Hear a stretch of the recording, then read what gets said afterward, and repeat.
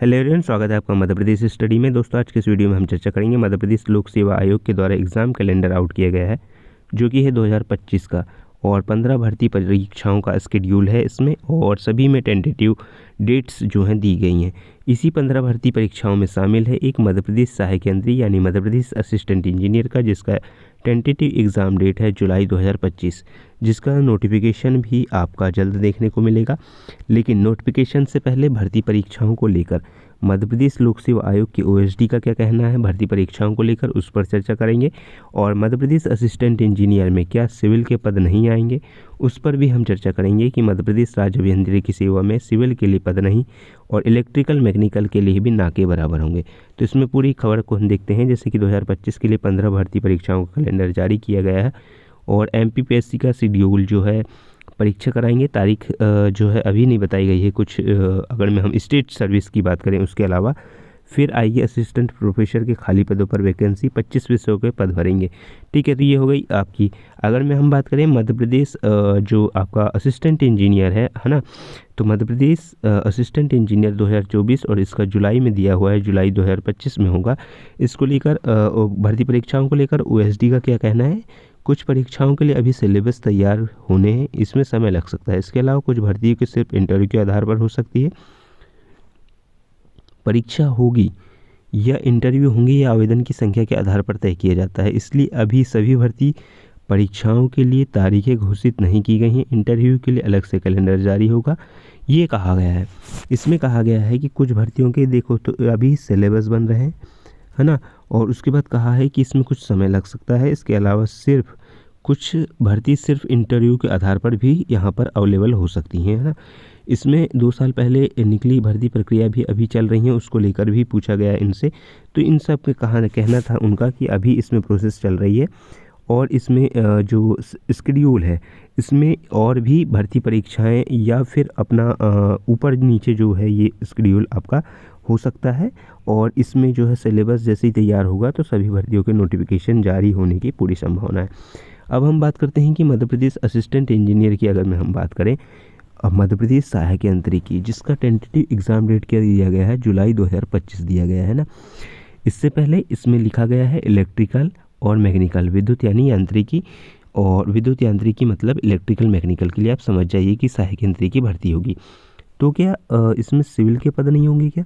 तो सिविल के पद देखो अभी तो दिया नहीं है, तो उम्मीद कम है, बिल्कुल भी नहीं है कि उम्मीद भी देखो इसलिए कम है क्योंकि अगर मैं वो नोटिफिकेशन में देता कि आपका मध्य प्रदेश सहायक यंत्री दे देता डायरेक्ट, और फिर उसमें बोल देता कि भाई आपका जो एग्ज़ाम शेड्यूल है वो कब रहेगा, आपका जुलाई टेंटेटिव रहेगा, तो जुलाई में आपके एग्ज़ाम जो है वो कंडक्ट करा ली जाएंगे। लेकिन अभी क्या लिखा है, सहायक यंत्री आपका विद्युत यांत्रिकी, और जुलाई में जो है इसका शेड्यूल दिया हुआ है। तो सिविल के अगर में पद नहीं आते हैं बाई चांस, बाकी मुझे लगता है कि अगर मैं नोटिफिकेशन आएगा तो उसमें और क्लियर हो जाएगा कि सिविल के पद हैं या नहीं है। पर अगर में सिविल के नहीं आते हैं तो आप मैकेनिकल और इलेक्ट्रिकल के मान के चलिए कि 50 से ज़्यादा पद नहीं आएंगे, दोनों के संयुक्त रूप से मैं बता रहा हूँ। इससे ज़्यादा पद आने के बिल्कुल आसार नहीं है, इतने ही पद आएंगे और इसी में फिर आपको एडजस्ट करना पड़ेगा। क्योंकि लास्ट टाइम भी जैसे सब इंजीनियर का अगर पता होगा आपको, एमपी सब इंजीनियर का 2024 की जो निकली थी उसमें काफ़ी नोटिफिकेशन आया, उसके बाद में काफ़ी लोगों ने, हम सभी लोगों ने ज्ञापन वगैरह दिए, सभी ने कलेक्ट्रेट में दिए, ट्विटर में काफ़ी कैंप वगैरह किए, सभी डिपार्टमेंट में जाके भोपाल में दिए।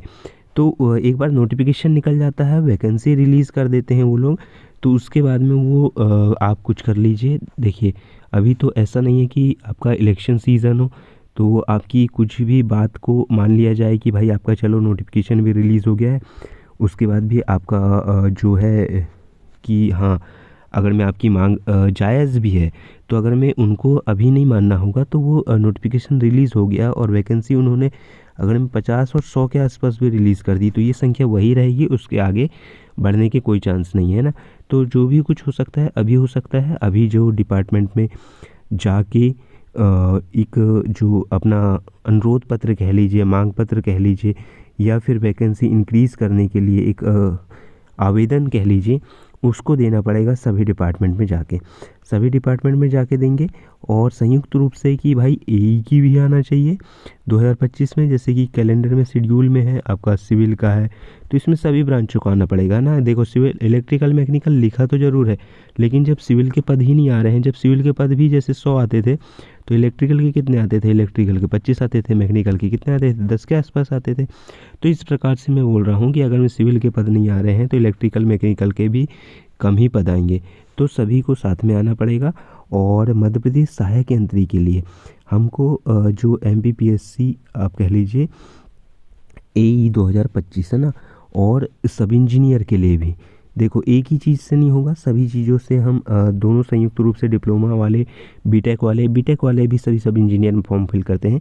तो जो डिप्लोमा वाले भी हैं वो भी सब इंजीनियर 2025 और मध्य प्रदेश असिस्टेंट इंजीनियर के लिए जो है अप्लाई करेंगे बीटेक के बाद में। तो सभी को साथ में आना है संयुक्त रूप से, जो भी डिपार्टमेंट है ये संयुक्त रूप से होता है। RES में भी आपका AE भी है और आपका सब इंजीनियर भी है, PWD में भी है, सभी में मतलब जितने भी WRD PHE सभी जो मेजर डिपार्टमेंट्स हैं आपके टेक्निकल वाले, तो सभी डिपार्टमेंट में जाके एक मांग पत्र बनाते हैं, एक आवेदन कह लीजिए उसको। और सभी आवेदन जो है उसमें नोटिफिकेशन रिलीज़ होने से पहले ही काम करना पड़ेगा कि भाई इतने अगर में रिक्त पद हैं, जैसे कि बताया गया है RES का, PWD का, देखो 400 आना 500 आना वो फिर बेवकूफ़ी वाली बात हो जाएगी कि सहायक यंत्री के इतने पद आए। इतने तो नहीं आएंगे पर कम से कम एटलीस्ट 250 के आसपास तो पद दे सकते हैं, 200 के आसपास तो दे सकते हैं असिस्टेंट इंजीनियर के, और सब इंजीनियर के ज़्यादा नहीं तो 2025 में आप 800 के आसपास दे दीजिए पद, है ना। इसके 250 के आसपास दे दीजिए, उसके 800 के आसपास दे दीजिए। मांग ऐसी रखें कि पूर्ण हो जाए। अब हम बोल रहे हैं कि असिस्टेंट इंजीनियर के 500 प्लस पद दे दें तो वो फिर बेवकूफ़ी वाली बात हो जाएगी कि 500 तो बिल्कुल नहीं आ पाएंगे, है ना।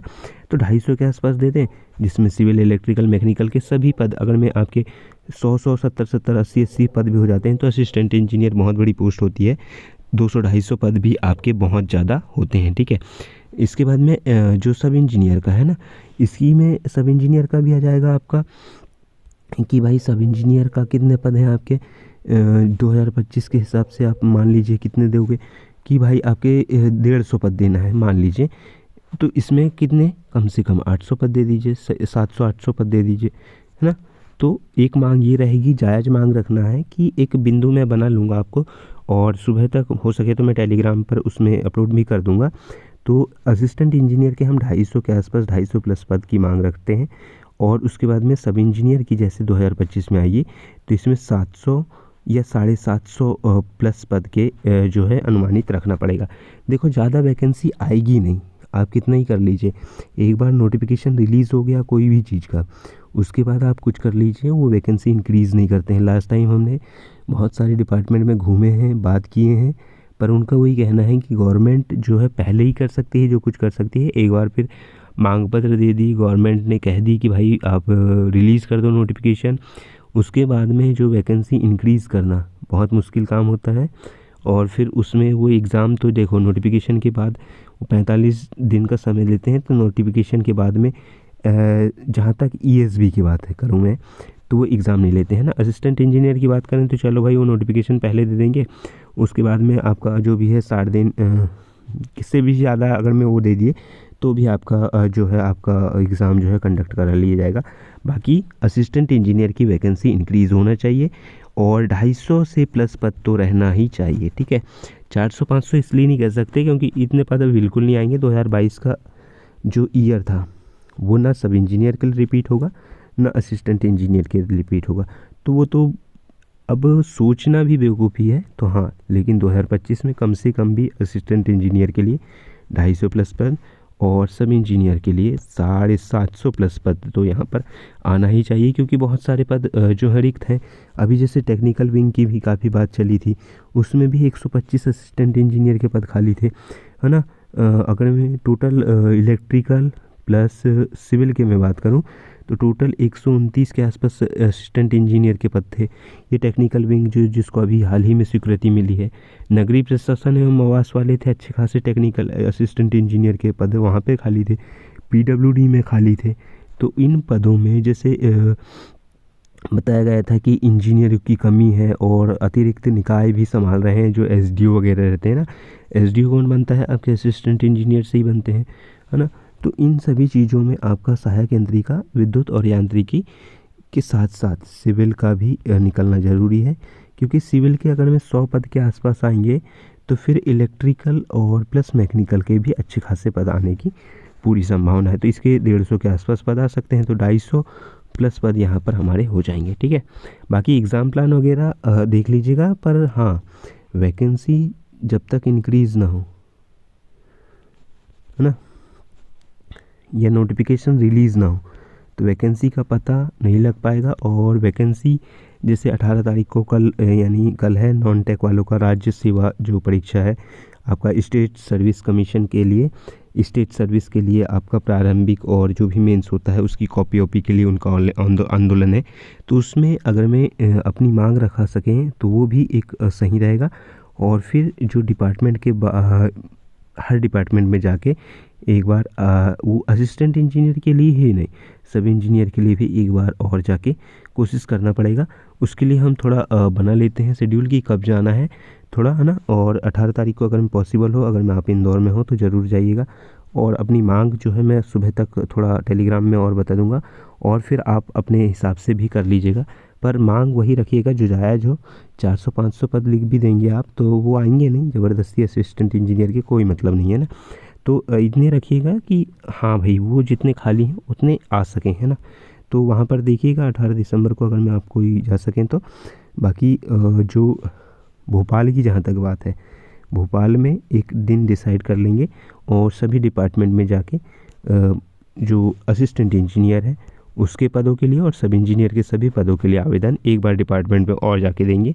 और ट्वीट वगैरह करेंगे जिसमें मैं एक पोस्टर वगैरह जो है बना दूंगा, तो उसको कर लेंगे। और फिर आप अपने सुझाव भी कमेंट बॉक्स में दे सकते हैं, अपने पॉइंट भी रेज़ कर सकते हैं, तो उन पॉइंट्स को भी हाँ अपन जो है उसमें ऐड कर देंगे। और बाकी टेलीग्राम पर आप ऐड हो जाइएगा। बाकी इसी में मध्य प्रदेश असिस्टेंट इंजीनियर की भर्ती देखो, ये तो भर्ती आ गई है, बाकी नोटिफिकेशन से पहले कुछ हो सकता है तो हो सकता है, बाकी फिर उसके बाद में पॉसिबल ही नहीं है कि कुछ हो जाए। बाकी मिलते हैं नेक्स्ट वीडियो में दोस्तों। अगर मैं आप इसमें जुड़ना चाहते हैं मध्य प्रदेश लोक सेवा आयोग में असिस्टेंट इंजीनियर की जो तैयारी कर रहे हैं या सब इंजीनियर की तैयारी कर रहे हैं तो हमारे टेलीग्राम में जुड़ सकते हैं।